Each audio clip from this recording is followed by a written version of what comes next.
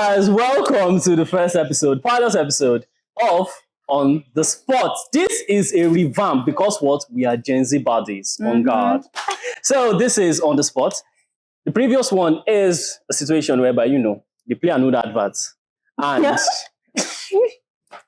they play my producer don't they swear for me, but anyhow we push because we don't care. So now we play an old advert and people used to, guess, the ancient of these people time. But now this is the Gen Z version. We want to talk. We want to have discussion. We want to push boundaries. So basically, we're going to be talking about controversial topics of discussion, any social issue or anything at all. And the way we are going to be doing it is special. Before I talk too much, I want to introduce somebody. Because people are already looking at this fine girl that is beside me. The fine, delectable girl. Somebody that steps in the room and the sun cannot kill her shine. Somebody that is looking like fresh custard bucket. Good. Before I talk too much, this is Pope, everyone. The one and only. P-O-P-E. P-O-P-E. And let me introduce myself. Sugar Daddy of Lagos. The one who tells you to do something and they not born you where you will do it. Because what? I am the one. My name is EB, everybody. And this is On the Spot. So like I said, we're going to be picking topics. Basically, what's going to happen is we have our cup right here, our goblet of fire, filled with questions. Yeah. And we are going to be picking a paper in which the questions are written on. We are not prepared. No prep time, no nothing. I am not prepared. He's low. I am not prepared because he's familiar with the questions. I'm not familiar with anything about it. Yeah. Okay. So we're going to be picking... Are you afraid? We're going to be picking a paper with a question on it, yeah, and we have to discuss on it. No prep time. So everything you're going to say is from your head. Whether you know it too, whether you don't know it too, you will come and embarrass your family name here. Good. So yeah. Wait. I'm supposed to shake it, man. Yeah, I might not shake. I mean, we can talk about, make sure you're talking about.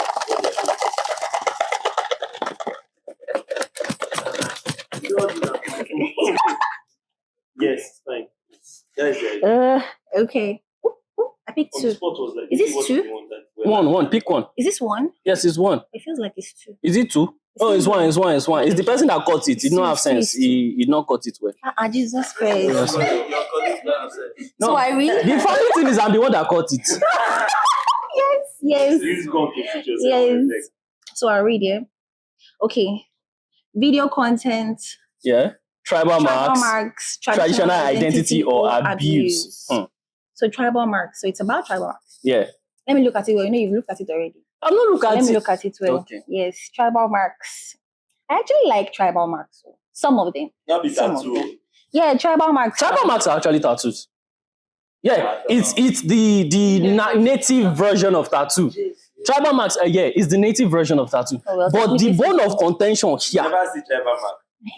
That's why you're saying. No, funny how it is because of the way tribal marks look like. That is why this question was coined, I believe. So they are saying traditional identity or is it abuse? So is it an abuse? Because I've heard a story where they carry somebody's child. So like now you give birth, your mother-in-law now carry the baby and say they want to use glass bottle. They want to sign, but they want to wash you on the cheeks. I think they have like spiritual connotations, like they protect the children in some tribe. No, that is different. That is incision. Incisions are different from tribal marks. Okay. Incisions are different from tribal marks. Baba's way. Baba's way, some kind tiger, lagbaja, some kind zebra crossing on your face. You get. But there's some really cute ones though, like those tiny ones that are here, or those tiny ones that are here. The person that mentioned. Yeah, there's some really cute ones. So you don't see it as abuse. Well, I think it's relative. We're not going to completely ignore people's traditions, but we're not also going to condone barbaric acts, So no, the thing is, pick a side. I'm trying. You are trying. No, you are trying to satisfy both sides. I'm not trying to satisfy both sides. Pick a side. No. Pick a side. Is it an abuse or is it traditional identity? Your options, they're so tight.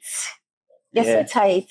That's what I said. With these few options of mine, I'd say it's more of an abuse because, it's more than But if you think about it, there's some that you see, and just by seeing it, you know this person is from Ibadan, this person is from the north. They have some really long.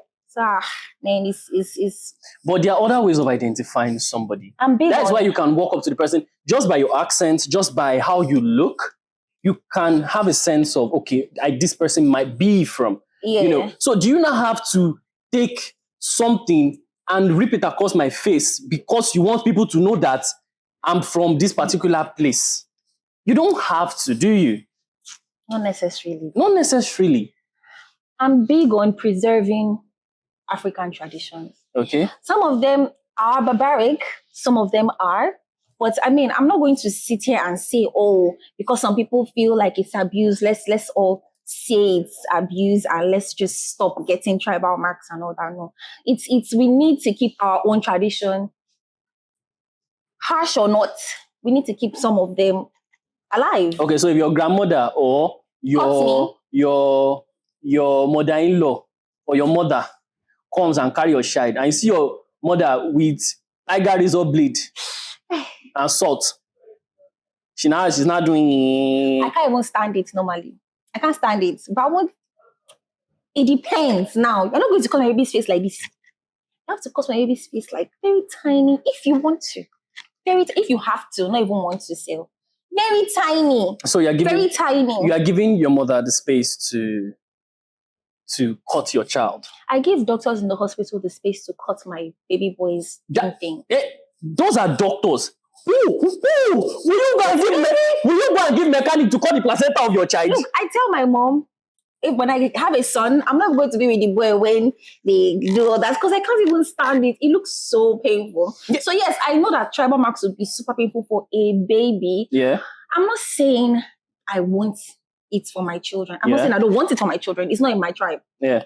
It's not in my tribe. Okay. But if it was, I wouldn't tell my mother-in-law or my mother not to do it. I'll just tell her to make it very cute because maybe it has to remain cute. Who does that? You see, I'm a Gen Z. That's the problem. I'm a Gen Z. That is the problem. I'm a Gen Z. But which one is that? You want to be making tribal? You want to be making zebra crossing on my face cute? Not zebra crossing, but there's some. Look, there's some really cute ones. About 3 lines across the face is a zebra crossing. Oh yeah, let's not do that one. It's true. We didn't even Google that. What's the reason? Okay, what's the reason? Where's your phone? What's the reason? Someone should please give me my phone. What is the reason? What brought about it? That one I can read from Google. Where is this from? Wikipedia. Yeah. So the tribal marks are part of the Yoruba culture and are usually inscribed on the body by burning or cutting off the skin during childhood. The primary function of tribal marks is for identification of a person's tribe, family, or patrilineal heritage. Yeah. So it's still identification. It's basically identity. So now, like other secondary functions of the marks are symbols of beauty, Yoruba creativity. Wow! And keeping mischievous children alive. What? Yes.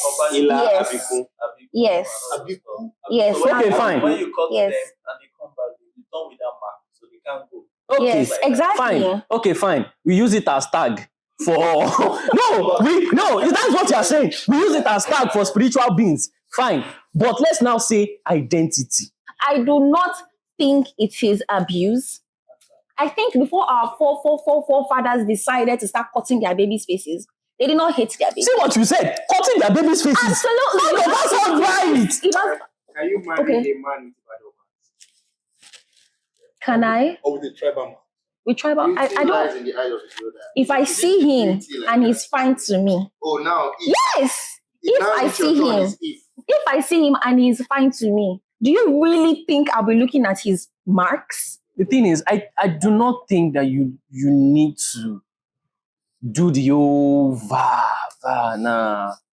There are other ways of identifying. I think it is about culture. Yeah. What we should work more on should be things like letting people know about their history. Because there are some things that are law now for different tribes or different. We don't even know how it started. We just some things we say in Yoruba, in Igbo, Hausa, Efik, we don't even know the origin. And our parents, we just met it. Our parents didn't even tell us. So that is, they don't even teach. Let's even go to schools. They don't even teach your history. There's an instance that he gave. There's an instance that he gave. There's an instance that he gave where he said tribal marks were given to people to keep them safe so that some particular set of people won't be killed. Now, you know, it started from slave trade.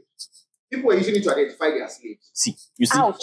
you see. That is the branding you're talking about. They used to brand. That's the thing. Branding. That's branding now. That's not branding. tribal marks. No. It's still identification. During slave trade, brothers used to sell their own brothers. For mirror. Yes. He said for mirror. And now for mirror, for chocolates. For chocolates. This one, my person, man, who said so. Man, go catch another person outside. Oh wow. It's also. Ouch. So, but it is. Think about it like that. Ouch. It is what it is. But the thing is, Nah. everybody to their own opinions. But what do you guys think? Tribal marks, identity or abuse?